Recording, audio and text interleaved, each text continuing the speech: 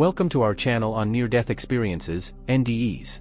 We'll explore stories of people who've been on the brink between life and death, returning with new perspectives. These accounts offer a unique glimpse into existence, life's meaning, and the universe. Each video is a journey through transformative experiences and spiritual discovery.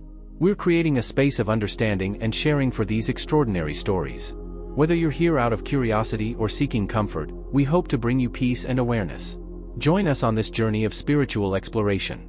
Every moment is an opportunity to grow and love. Thank you for being here with us. The author, Stefano, recounts the most significant experience of his life, the events that led to it, his parents' perspective while he was away, his near-death experience, NDE, and finally, his emotions on the subject. First, Michelle, the former business partner, narrates how, as they approached a green traffic light and crossed the intersection, the car skidded on water at 43 kilometers per hour, crashing into a large industrial electrical pylon after the intersection. Stefano, lying on the rear seat of the van, was thrown forward, hitting Michelle's head, which then struck the steering wheel.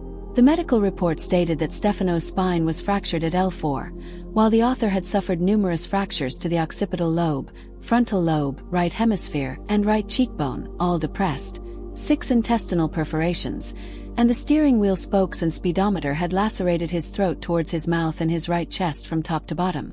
Michelle had only sustained minor bruises thanks to his seatbelt.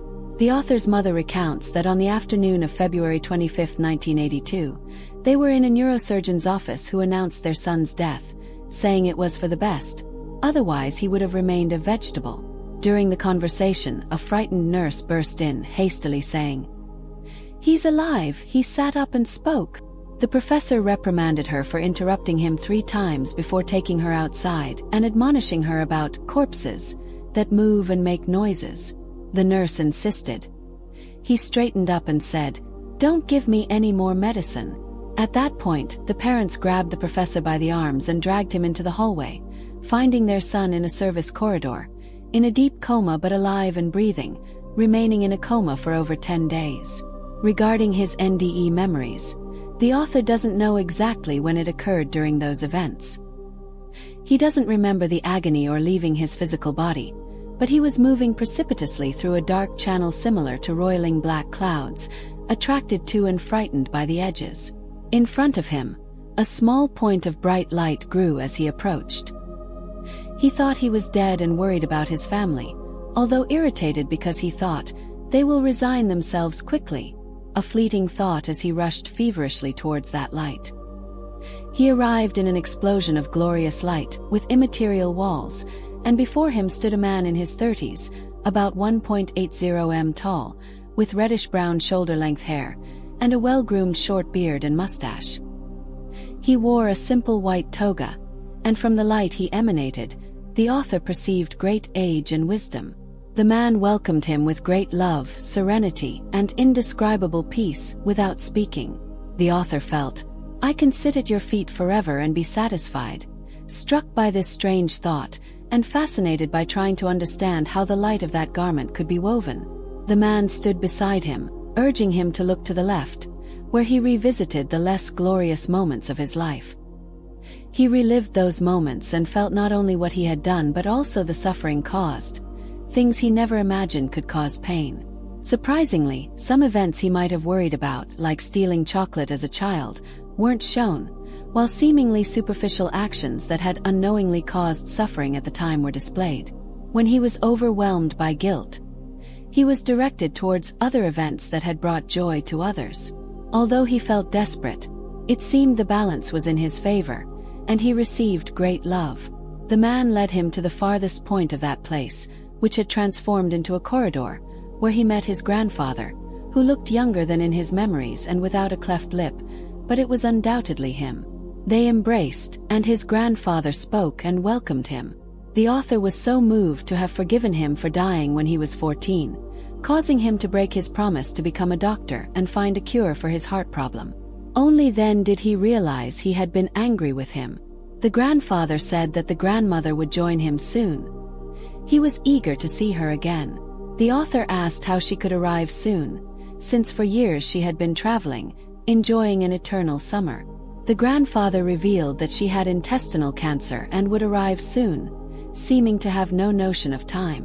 When the author insisted on the exact date, the diagnosis was made 3 months later.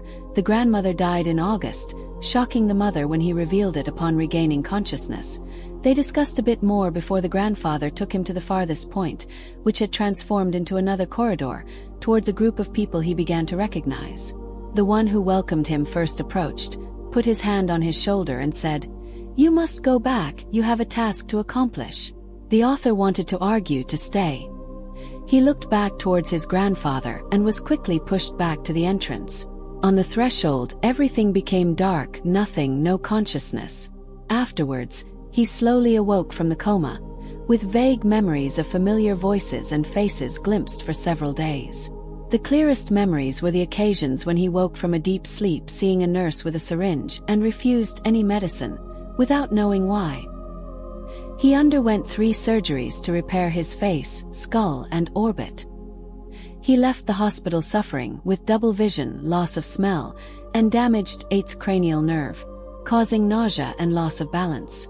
For 2 years, he was angry with God for these torments, with a task to fulfill without clues or instructions. The only clear thing was a message. The time has come to live according to your beliefs, whatever they may be, to put your house in order, because the end of times is upon us. It couldn't be his task, without a thunderous voice or way to verify its fulfillment. He was uncertain of the guardian's identity and reliability, without explanations.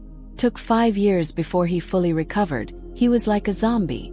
Now he has a well-paying job, has founded an association for victims of brain damage, and they have him perform to show how far one can recover after brain damage. He still doesn't know his task, still has pain, loss of taste, diplopia, and so on. The author states that the memory of the near-death experience, NDE, is more real than what he did the day before. After that event, his religious beliefs and his view of life and death changed radically.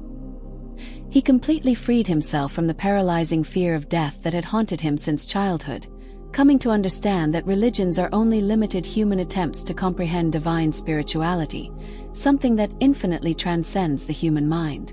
Although some of his old Christian beliefs remain, he acquired a new, much broader and deeper spiritual awareness. In the many years that followed, he struggled to fully accept and integrate this new knowledge, initially encountering only skepticism, disbelief, and insults when he tried to recount his extraordinary experience. Reading Kubler-Ross's book on NDEs comforted him enormously, showing him he wasn't alone. Although he sometimes ardently wished he could reach that state of unconditional peace and love, he understood that he now had the ability to apply those principles and truths in his earthly life to improve it and perhaps help others as well. The comparison between before and after the NDE reveals the profound changes that occurred, from a religious person full of doubts to a more spiritual person with answers, from a paralyzing fear of death to a feeling of joy in joining it, from chronic migraine pain that conditioned his life to controlling them with simple Tylenol, from low self-esteem to deep pride in his creativity and independence, from frequent breakups and conflicts with family members to splendid relationships with the extended family. From primarily identifying with work and career to identifying with God, family, and dear friendships. From daily stress and pressures to many reasons to live life to the fullest. If you enjoyed this video or you're interested in the topics we cover on this channel, I'd be really grateful if you could subscribe to the channel so you don't miss future content. Share the video with someone you think might appreciate it. Thank you so much for your support. Preface: near-death experiences, NDEs, can be profound, life-changing events. Remember, NDEs are subjective experiences, not proof of an afterlife or a guide for living. Channel purpose: this channel shares NDE stories and information, providing a platform for open discussion without promoting specific beliefs. Disclaimer: this content doesn't replace professional medical or psychological advice. If struggling with mental health issues, seek professional help immediately. If you've had an NDE and need support, consult a therapist experienced with NDEs. We don't promote suicide or self-harm. If considering suicide, contact a prevention lifeline immediately. Suicide prevention resources: National Suicide Prevention Lifeline, 1-800-273-8255. Crisis text line, Text HOME to 741741. Conclusion. We hope you find this channel informative. For questions, please contact us. Remember, suicide prevention is crucial. If you're struggling, seek help. You're not alone.